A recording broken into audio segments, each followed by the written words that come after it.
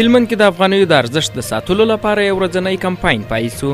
افغانۍ زموږ هویت دی، راځئ چې په ګډه یې ساتنه وکړو او راکړه ورکړه یې باید په افغانیو وکړو. دا هغه شعارونه و چې د دې کمپاین برخوالو له ځان سره په لیکلي بڼه ګرځول.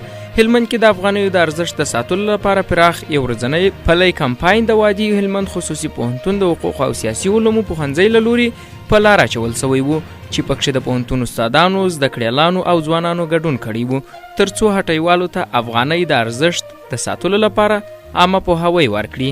دې کمپاین کې د وادي هلمند پوهنتون علمي مرستیال او د دې کمپاین برخوال نیاز محمد پوپل وویل یاد کمپاین د لښکرګاه ښار هټیوالو ته د عامه پوهاوي په پار په لار اچول سوی دی تر څو په خپلو پیسو راکړه ورکړه وکړي. هلمند کې داسې مهال د افغانیو د ارزښت د ساتلو لپاره د یو خصوصي پوهنتون له لوري پراخ د عامه پوهاوي کمپاین په لار اچول کیږي چې د وروستیو کې د افغانیو په وړاندې د بهرنیو اسعارو بیې ډېرې راټیټې سوي دي. افغانۍ ته موږ خپل ارزښت ورکړو، افغانۍ ته بل څوک ارزښت نشي ورکولی تر هغو چې موږ خپل ارزښت ورنکړو. په ننګرهار ولایت کې د بریا او پرمختګ نیالګۍ تر سرلیک لاندې د نیالګیو کښېنولو ملي کمپاین پیل سو.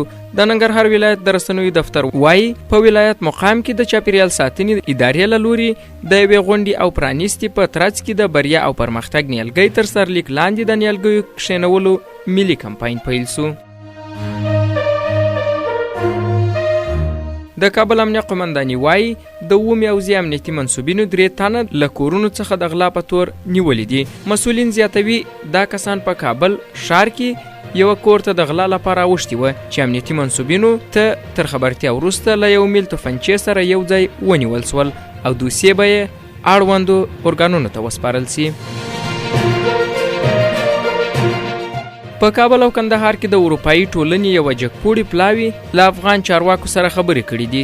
چارواکي وایي د افغانستان لپاره د اروپایي ټولنې ځانګړي استازي توماس نیکلسن او د اروپایي پلاوي مشري رافیلا ایودیس د بهرنیو چارو له سرپرست وزیر سره کتلي دي.